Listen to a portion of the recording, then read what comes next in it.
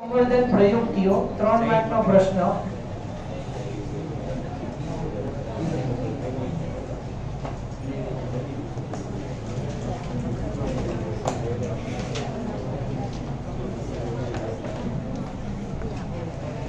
તો કાલે થોડી આપણે આની વાત કરી હતી, કઈ કઈ?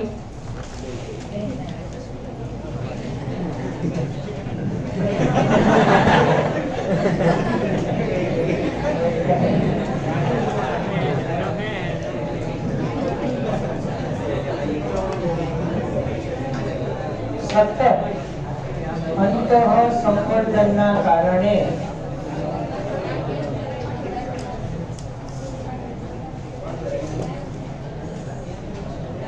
પ્રચ્છન્ન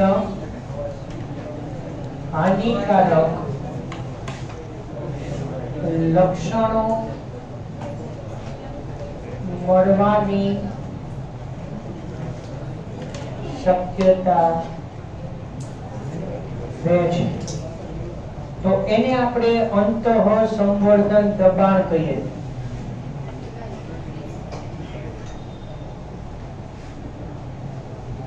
અંતઃસંવર્ધન દબાણ એટલે શું? ઇનબ્રીડિંગ ડિપ્રેશન।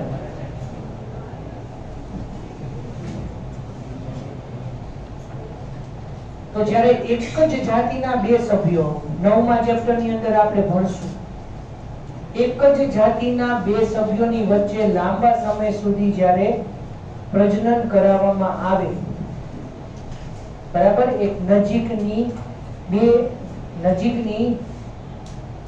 જાતિના બે સભ્યો, પણ એની અંદર શરત એ છે કે 4 થી 6 પેઢી સુધીના એના પૂર્વજો જે છે, 4 થી 6 પેઢીની આજુબાજુ એના પૂર્વજો સરખા હોય, એટલે 4-6 પેઢી સુધી પૂર્વજો જુદા, પછી એના પૂર્વજો એક સરખા થતા હોય એવા પ્રાણીઓ પસંદ કરવાના।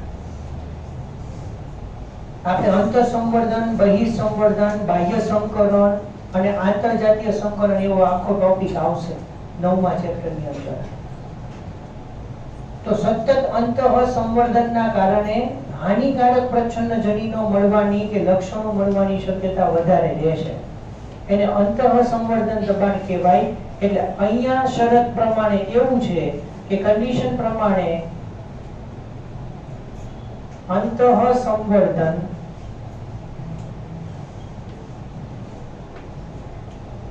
અથવા સ્વપરાગનયન અટકાવવું જોઈએ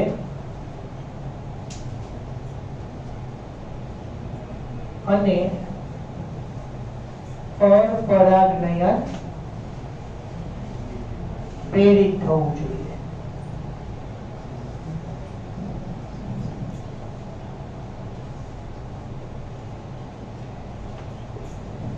પ્રાણીઓ અને વનસ્પતિઓમાં આપણે આ જ વસ્તુ કરવાની છે।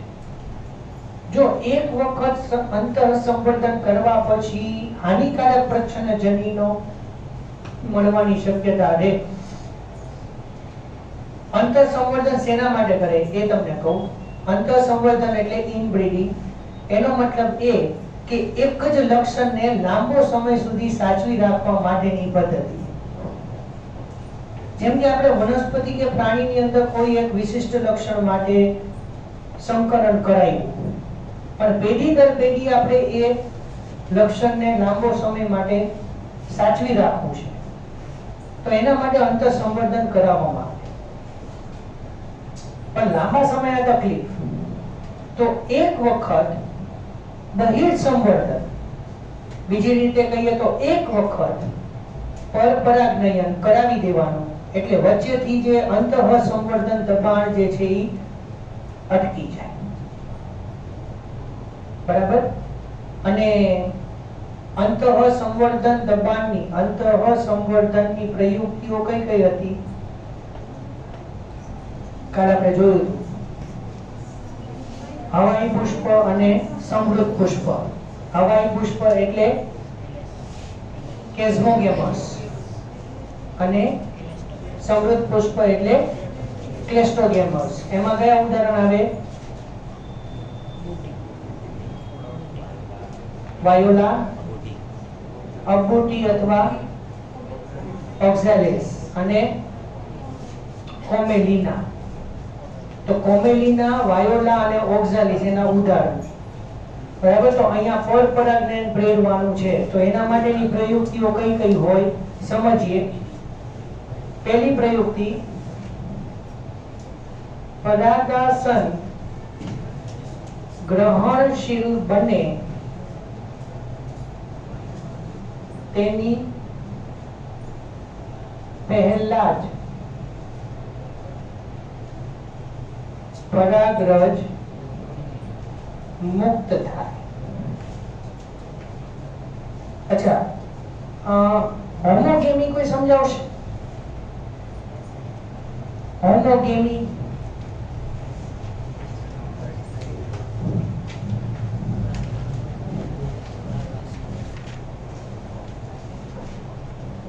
હોમોગેમી પરાગરજ મુક્ત થાય ત્યારે પરાગાસન એક જ.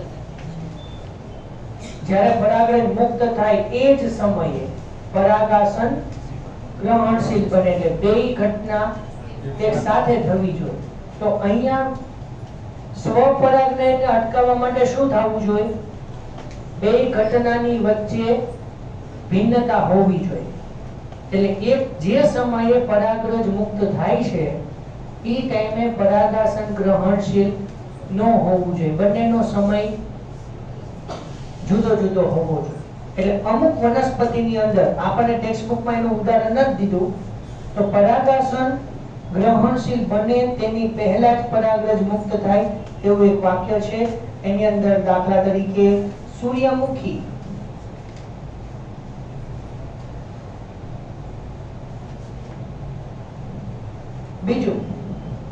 બીજું વાક્ય થોડું આનાથી અલગ પણ એક જ શબ્દ એડ કરવાનો છે. પરાગાસન ગ્રહણશીલ બને તેના ઘણા સમય પહેલા પરાગરજ મુક્ત થાય. દાખલા તરીકે મકાઈ.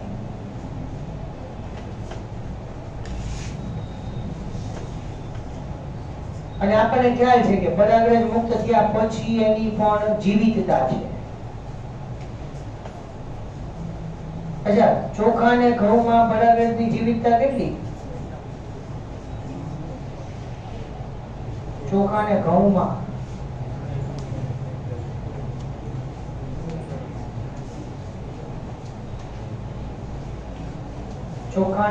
પરાગરજની જીવિતતા મિનિટ છે. 30 મિનિટ. અને રોઝેસી, લેગ્યુમિનોસી, સોરી, એમાં મહિનાઓ સુધી. અને પરાગરજને સંગ્રહ કરવા માટે પ્રવાહી નાઇટ્રોજનમાં -196 ડિગ્રી સેલ્સિયસ તાપમાને એને લાંબો સમય સુધી સાચવવામાં આવશે. અચ્છા, તો અહીંયા પરાગાસન ગ્રહણશીલ બને એના ઘણા સમયની પહેલા પરાગરજ મુક્ત થઈ ગઈ હોય, આવા બે વાક્યો છે. ત્રીજી પ્રયુક્તિ, આ બે પ્રયુક્તિઓ જે છે એ સ્વપરાગનયનને અટકાવે અને પરપરાગનયનને પ્રેરે. કારણ કે બંનેનો સમય જુદો જુદો છે.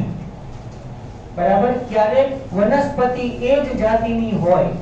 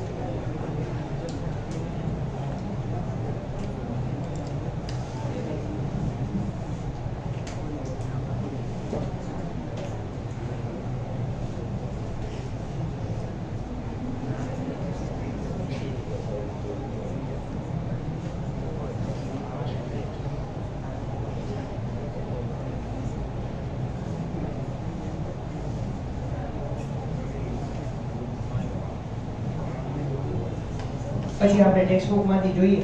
હા, સ્વ અસંગતતા. જો હવે અત્યાર સુધી તમે જે વસ્તુ સ્વીકારી, આપણે સિમ્પલ કીધું કે પરાગરજ પરાગાસન ઉપર આવે, પરાગનલિકા બને, પરાગનલિકા અંડકમાં જાય, જોડાય, દેવડું ફલનની ઘટના કરે. હમણાં આપણે પરાગરજ ત્રિકેસર આંતર સંબંધ સમજવાના છીએ. બરાબર. પરાગાસનની ક્રિયાથી પરાગરજ જ્યારે પરાગાસન ઉપર આવે ત્યારે ફલનની કોઈ ખાતરી નથી. there is no guarantee. ઘણી વખત એવું પણ થાય છે કે જે પરાગરજ પરાગનયનની મદદથી આવી છે તે એ જ જાતિની હોય તોય પરાગાસન એનો સ્વીકાર કરતું નથી. તો અહીંયા શું કીધું? સેલ્ફ ઇનકમ્પેટિબિલિટી. બરાબર. સ્વ અસંગતતા. તો ઘણી વખત આપણે બે શબ્દ એવા સાંભળશું, અસંગત પરાગરજ. હવે અસંગત પરાગરજ એટલે શું? બીજી કોઈ જાતિની પરાગરજ હોય તો એ પરાગાસન દ્વારા સ્વીકારાય નહીં. હમણાં આપણે પરાગરજ પરાગાસન આંતરક્રિયા સમજીએ. આખી ઘટના શેના ઉપર ડિપેન્ડ છે? પરાગરજ પરાગાસન દ્વારા સ્વીકારાવી જોઈએ તો અને તો જ પછી આગળની ઘટનાઓ શક્ય બને. પણ આપણે જેટલા વાક્ય બોલ્યા કે પરાગરજમાંથી પરાગનલિકા બને, પરાગવાહિનીમાંથી લંબાઈ, બધા વાક્ય બોલ્યા, ત્યાં ક્યાંક વચ્ચે જો નહીં આવી ગયું એટલે ભૂલ. ધારો કે સમજો કે પરાગનલિકા છે, એ પરાગવાહિનીમાં લંબાય, અંડક બીજા શેમાં ફરતે ગોઠવાય તો અંડકની ફરતે આવી, પણ બીજાને છિદ્ર મારફતે જે ભ્રૂણપુટની સાથે જોડાય છે ત્યાં ન તૂટે તો પછી અંદર નરજન્યો મુક્ત નહીં કરે તો પછી ફલન થવાની કોઈ શક્યતા નથી રહેતી. એટલે ઘણી વનસ્પતિ એવી છે, ઉદાહરણ નથી આપ્યું, માલવા નામની વનસ્પતિ, એમાં તમને સ્વ અસંગતતા વચ્ચે એક શબ્દ આપ્યો હશે ત્યાં નીચે. સ્વ અસંગતતાની અંદર એવી વનસ્પતિઓ કે જે પોતાની જ જાતિની પરાગરજ પરાગાસન પરથી આવી હોય, પરાગરજમાંથી, બરાબર, પરાગરજ આવી હોય પરાગાશયમાંથી, તો પરાગાસન એનો સ્વીકાર નથી કરતી. અને એક બીજી સત્ય હકીકત તમને સમજાવું તો અત્યારે આપણે જુદી જુદી પ્રકારની વનસ્પતિઓનો ઉદ્ભવ થઈ રહ્યો છે. આપણે અત્યારે આમ જસ્ટ વિચારીએ કે પૃથ્વી ઉપર જુદી જુદી વનસ્પતિઓનું નિર્માણ થયું તો ઘણી વખત એવું બને છે કે કોઈ બીજી જાતિની પરાગરજ હોય, બીજી જાતિની પરાગરજ હોય એ પણ ક્યારેક બીજી જાતિની અંદર સંગત બને છે. સંગત પરાગ એટલે ખબર પડી શબ્દનો મીનિંગ? સંગત પરાગ એટલે શું? પરાગાસન એનો સ્વીકાર કરી લે અને અસંગત એટલે એને રિજેક્ટ કરી દે. તો ઘણી વખત બીજી જાતિની પરાગરજ હોય એ ક્યારેક સંગત બને છે અને એના જ કારણે અત્યારે જેટલી વનસ્પતિઓ અસ્તિત્વમાં છે તે બધાની અંદર આ રીતે ભિન્નતા સર્જાઈ છે. કારણ કે કુદરતી રીતે પરાગનયનની ઘટના જે થઈ રહી છે, પરાગવાહકો જે વપરાઈ રહ્યા છે, તો એની અંદર ઘણી ભિન્નતા ધરાવતી પરાગરજ અલગ અલગ વનસ્પતિઓ ઉપર જાય છે. બરોબર. તો પહેલી કન્ડિશન એ કે પરાગાસન થોડા સમય પહેલા જ ગ્રહણશીલ બન્યું હોય, એની પહેલા જ પરાગરજ મુક્ત થઈ હોય, અને પરાગાસન ગ્રહણશીલ પણ એના ઘણા સમય પહેલા પરાગરજ મુક્ત થઈ હોય તો એની જીવિતતા પૂરી થઈ જાય, પછી ફલનની કોઈ શક્યતા નથી રહેતી. પછીનો પોઈન્ટ એ છે દિવેલા અને મકાઈ.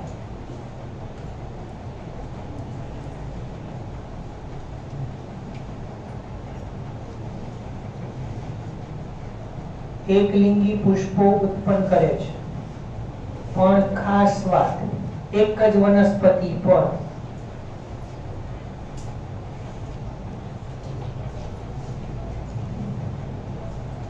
બરાબર એક જ વનસ્પતિ પર જુદી જુદી જગ્યાએ નર પુષ્પ અને માદા પુષ્પ ઉત્પન્ન થાય છે. એટલે ધ્યાનથી સાંભળજો, મકાઈ દ્વિલિંગી વનસ્પતિ છે પણ એના પુષ્પો એકલિંગી છે. મકાઈમાં ઉપરની બાજુએ નર પુષ્પો બને, નીચેની બાજુએ માદા પુષ્પો બને. બંને પ્રકારના એકલિંગી પુષ્પ એક જ વનસ્પતિમાં. એટલે મકાઈ દ્વિલિંગી વનસ્પતિ છે, એક દળી છે અને એકલિંગી પુષ્પો ઉત્પન્ન કરે. શબ્દ બરોબર રીતે સમજજો. એટલે અહીંયા આપણે શું કીધું, દિવેલા અને મકાઈની અંદર વનસ્પતિ એકલિંગી પુષ્પ ઉત્પન્ન કરે. એટલે અહીંયા આપણે શું કરી શકીએ, આ દિવેલા અને મકાઈમાં શું કન્ડિશન થાય, સ્વફલન અટકાવી શકાય, પરંતુ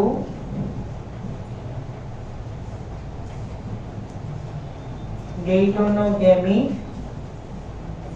નહીં. અહીંયા એક જ સ્વફલન એટલે શું, દ્વિલિંગી પુષ્પમાં થતું ફલન. બરાબર, એટલે અહીંયા પુષ્પ દ્વિલિંગી નથી, વનસ્પતિ દ્વિલિંગી છે, પણ પુષ્પ એક જ વનસ્પતિ ઉપર જુદી જુદી જગ્યાએ છે. એટલે અહીંયા આપણે કરી શું શકાય, સ્વફલન અટકાવી શકો, પણ ગેઇટોનોગેમી કુદરતી રીતે ન અટકાવી શકાય. એટલે આપણી પાસે ઇમેસ્ક્યુલેશન અને બેગિંગ નામની એક પદ્ધતિ છે. એક તમને આ ચેપ્ટરની અંદર એક પદ્ધતિ સમજાવવાનો છું કે દ્વિલિંગી પુષ્પની અંદર પરાગાશય કાઢી નાખવાનું. દ્વિલિંગી પુષ્પની અંદર પરાગાશય કાઢી નાખવાનું, બરોબર, બે ચીપિયાની મદદથી. અને પુષ્પ જ્યારે કલિકા અવસ્થામાં હોય ત્યારે જ, બરાબર, પછી એની ઉપર બટર પેપર એની બેગિંગ કરવાનું, કોથળી ચડાવવાનું, અને ત્યારે પુષ્પને ખીલવા દેવાનું.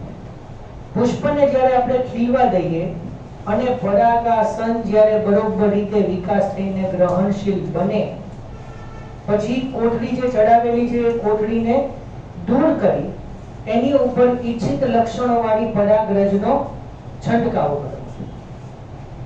હવે ઈચ્છિત લક્ષણોવાળી પરાગરજ આપણે બીજી ચોક્કસ ઈચ્છિત લક્ષણોવાળી વનસ્પતિ ઉપરથી એકઠી કરી લીધેલું હોય, અને પછી એને પરાગાસન ઉપર છંટકાવ કરવાનો, ફરી પાછી કોથળી ચડાવી દેવાની.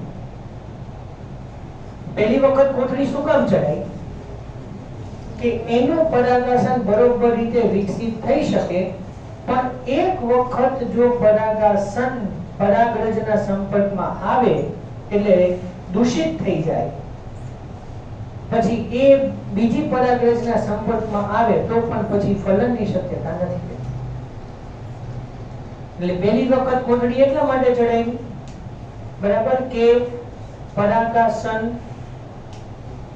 બીજી કોઈ અજાણી પરાગરજ, કે એ પરાગરજ આવી હોય તો એ કયું લક્ષણ ધરાવે છે આ ખબર ન હોય.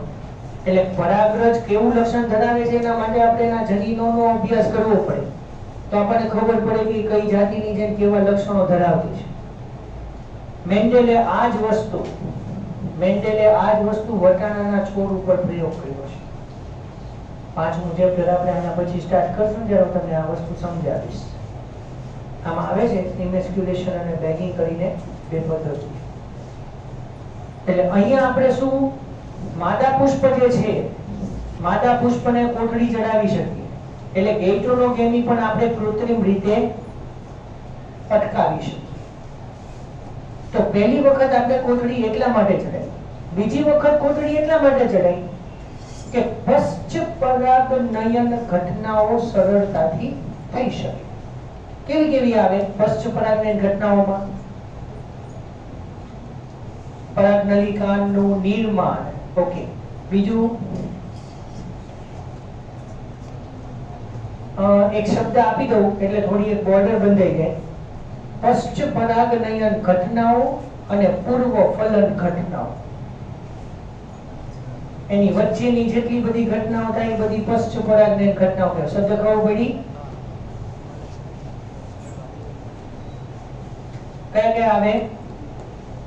પરાગ નલિકાનું નિર્માણ, પછી પરાગવાહિનીમાંથી પસાર, બીજાશયમાં દાખલ, અંડકની ફરતે ગોઠવાય અને બીજાંડ છિદ્ર પાસેથી ભ્રૂણપુટ દ્વારા ભ્રૂણપુટના સંપર્કમાં આવે.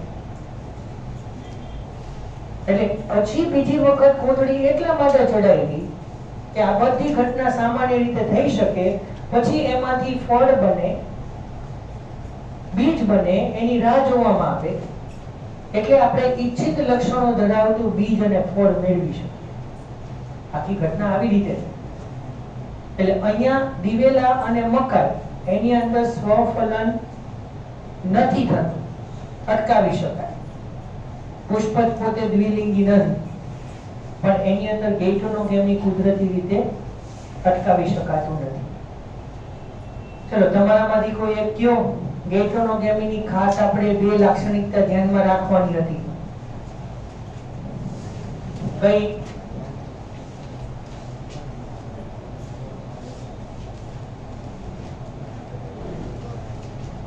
કાર્યાત્મક રીતે અને જનૈનિક રીતે. કાર્યાત્મક રીતે પરપરાગનયન છે. કાર્યાત્મક રીતે પરપરાગનયન છે, કારણ કે આપણે અંદર જે તે વાહકનો ઉપયોગ કરીએ છીએ, પણ જનૈનિક રીતે એ સ્વફલન છે. શું કામ? કારણ કે એની જ પરાગરજ એનું ફલન કરે છે. બરાબર? તો આ ખાસ એમસીક્યુ, દિવેલા અને મકાઈ એકલિંગી પુષ્પ ઉત્પન્ન કરે. બીજું,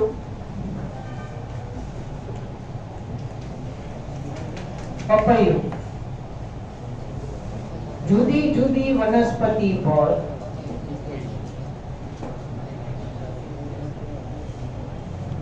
એકલિંગી પુષ્પો ઉત્પન્ન થાય.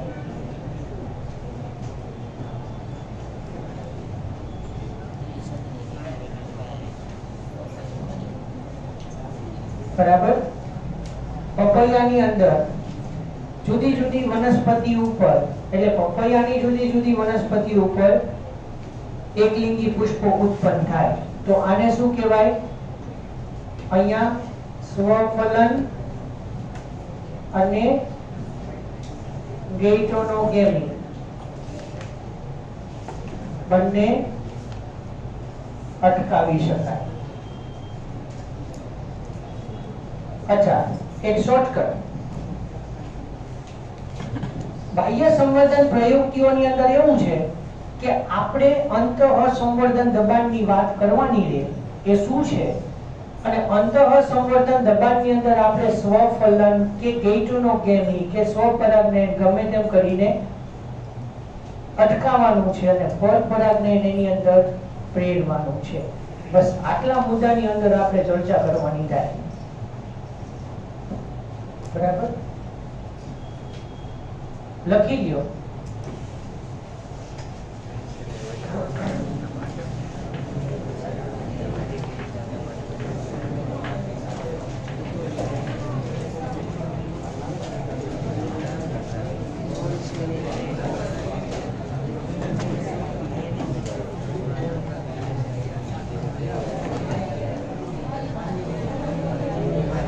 એક શબ્દ લખી લેતો ને, અંતઃસંવર્ધન દબાણ પછી એક શબ્દ, એક વાક્ય છે. પરાગરજમાંથી ઉત્પન્ન થતી પરાગરજ અને પરાગાસન દ્વારા એની ગ્રહણશીલતાનો કોઈ તાલમેલ હોતો નથી. એને હેટેરોગેમી કહેવાય.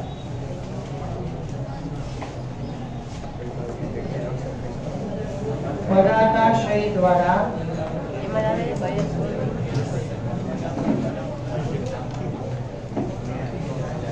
પરાગરજની મુક્તિ અને પરાગાસન દ્વારા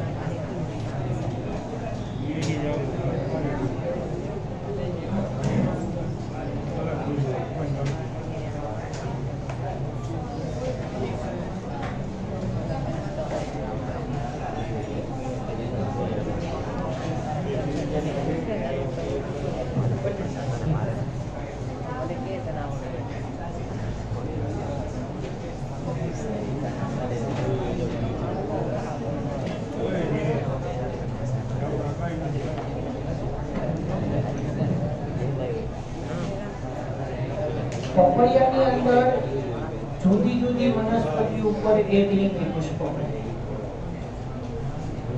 એટલે એમાં સ્વપરાગનો એક પ્રકાર નથી છે. બે વનસ્પતિઓ જુદી જુદી છે એટલે એમાં સ્વપરાગ તો નથી થવાનું કારણ કે દ્વિલિંગી તો છે જ નહીં. એક જ વનસ્પતિ ઉપર એક જ પ્રકારનું એક લિંગી પુષ્પ છે એટલે બે જુદી જુદી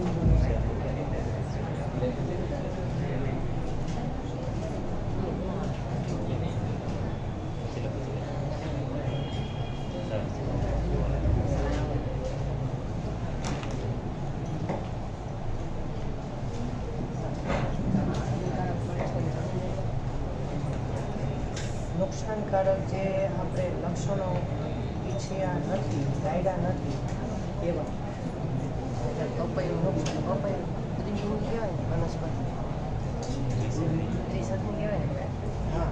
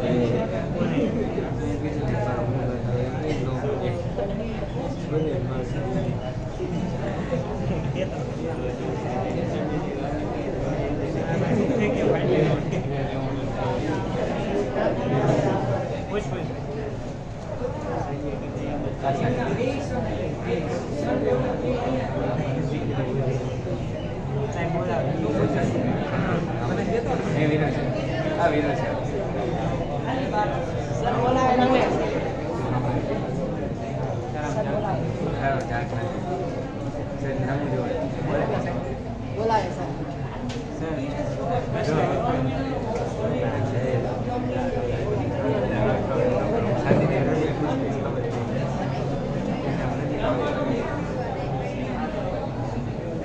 એનું આખું એજ્યુકેશન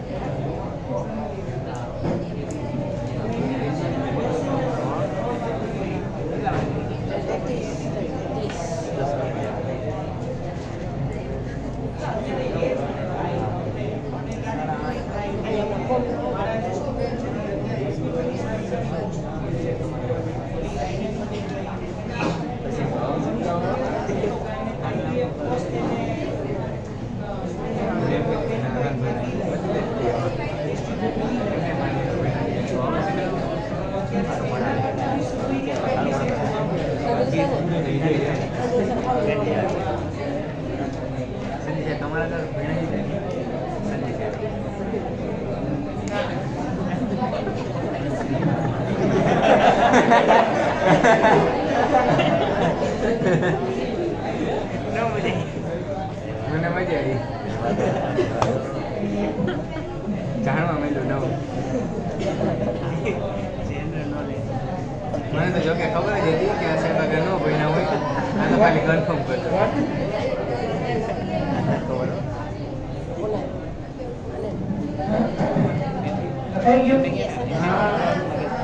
ઈ નો જાય એમને ન થાવ પ્રવાસ ઈ નો હોય ખબર નહીં નો જાય હવે જાતા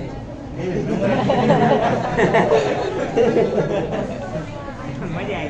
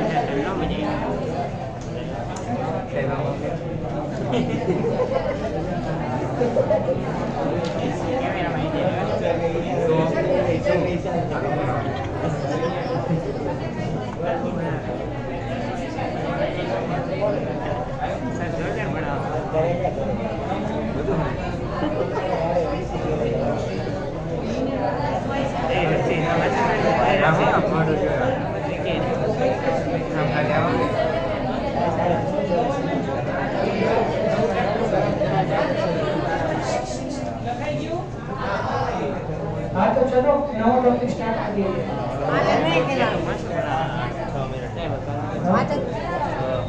क्या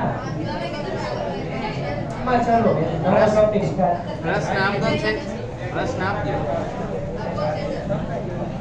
એવું કઈ બાકી આમ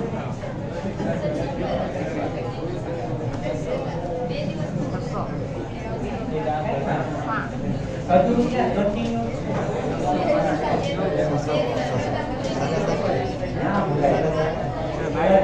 કેટલા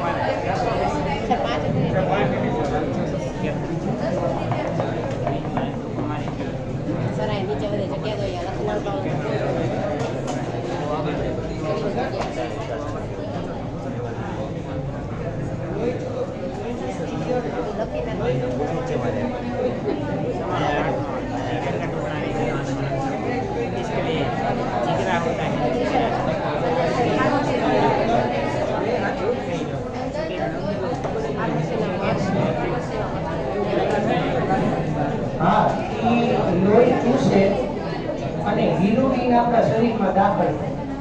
એ લીચને છે ને હિરુડિનેરિયા છે. Leech is a blood sucking insect. લોહી ચૂસતી ઈયળ એમ. અને એનું બીજું નામ છે હિરુડિનેરિયા. આપણે હિપેરિન, હિરુડિન, ડિફાઇબ્રિનેશન અને વિટામિન કે આપણે લોહી બંધાવવા માટે ખાસ જરૂર છે. જેને બ્લડ કેન્સર તો ઘણા બધા પ્રકારના છે, પણ બ્લડ કેન્સર ની અંદર લીચને થેરાપી અપાય.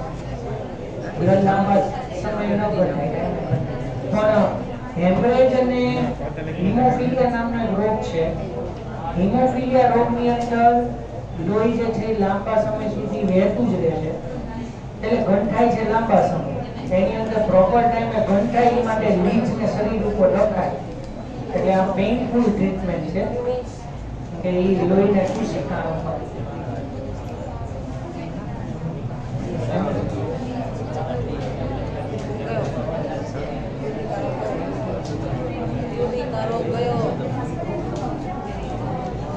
માતા પોતે હિમોફિલિક છે.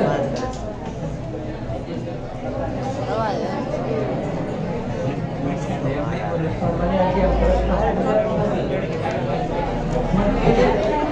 હિમોફિલિયા માતા હિમોફિલિક હોય કાં તો માતા વાહક હોય.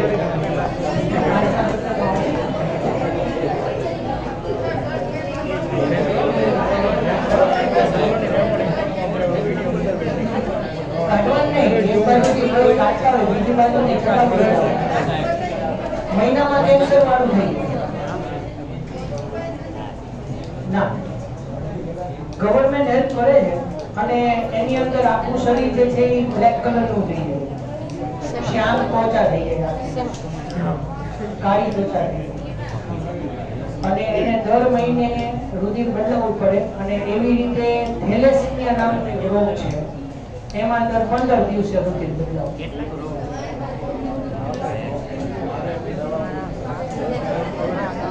આવશે બધા રોગ. જો બ્લડ કેન્સર નહીં આવે પણ હિમોફિલિયા અને થેલેસેમિયા આવશે.